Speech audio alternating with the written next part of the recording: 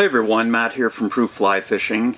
In today's video, I'm going to answer a few questions that I get quite often about reel seats and grips. So in this video, I'm going to start and focus on uplocking reel seats, when you should use them, kind of the anatomy of an uplocking reel seat, and then how to select a grip to go with one. So let's start off with the basics. When do you want to use an uplocking reel seat? So typically, an uplocking reel seat is used for rods that are made out of graphite or fiberglass. Typically fiberglass on the shorter, lighter side. And the reason for that is an uplocking reel seat is going to help balance that rod a little bit better by moving the reel closer to the grip, kind of offsetting the weight of the rod that extends beyond the grip.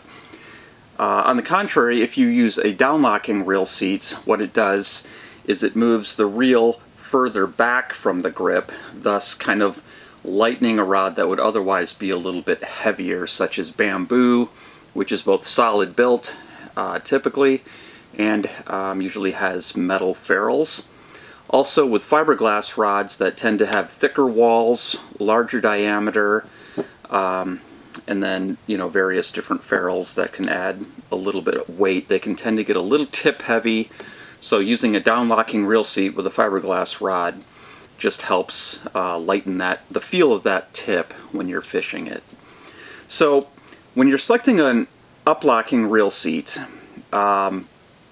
the important considerations is going to be the size. So what we've done on our site is we've tried to simplify the process. A lot of seats are just rated by the outside diameter of the wood insert.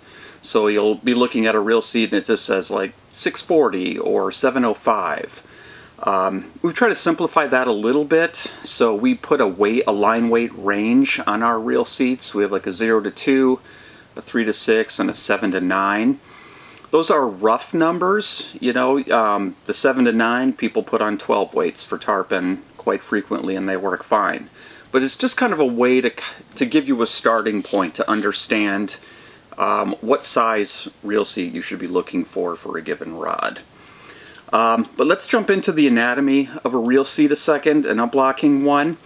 We're going to start, and I'll do some close-up pictures here in the lower corner. But at the front of the reel seat, you have the front hood.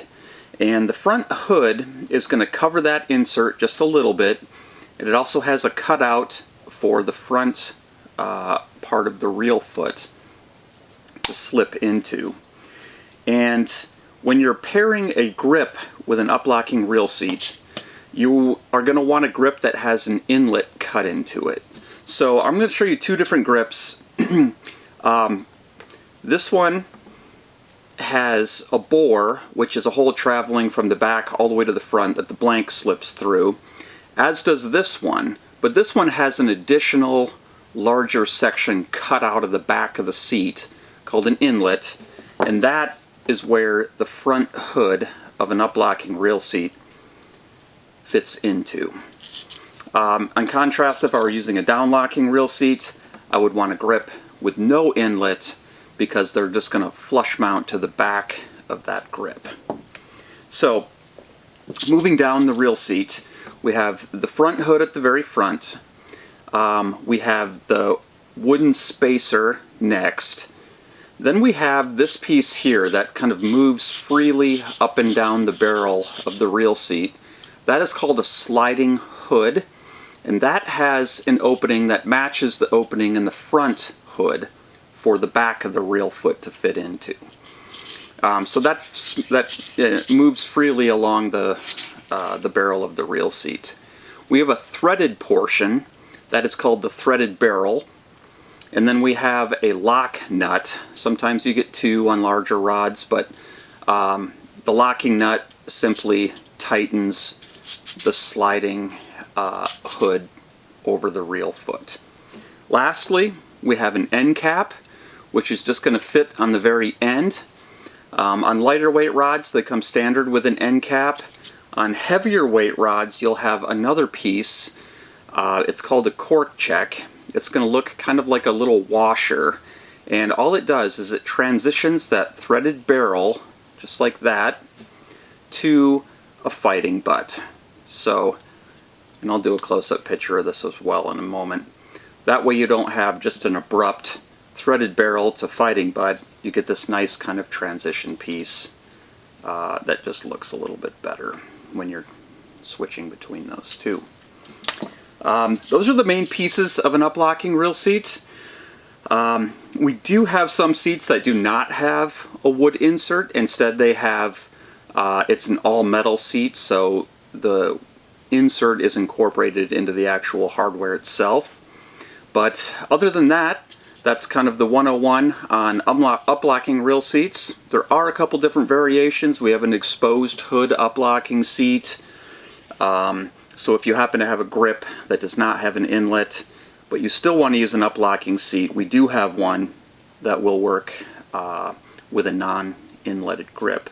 But typically, an uplocking reel seat, you're going to want to find a grip with an inlet that matches the diameter of the front hood. For our seats, we have 3 of them. We have 3 different sizes of seats, and each one has a corresponding grip that will go with it, or inlet size that will go with that that front hood.